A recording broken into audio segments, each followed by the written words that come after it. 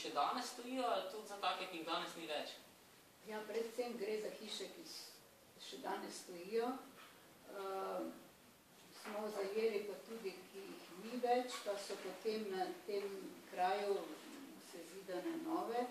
Meni je pa žal, moram povedati, da mi nismo zajeli hiš, ki so bile porušene v drugi svetovni vojni, pa potem tudi ob Lentu hiše, ki so bile porušene zaradi gradnje jezu v 60-ih letih prejšnjega stoletja, teh pa nismo, ker smo pač rekli, tu bo meja, tu se bomo ustavili, ampak morda je to priložnost.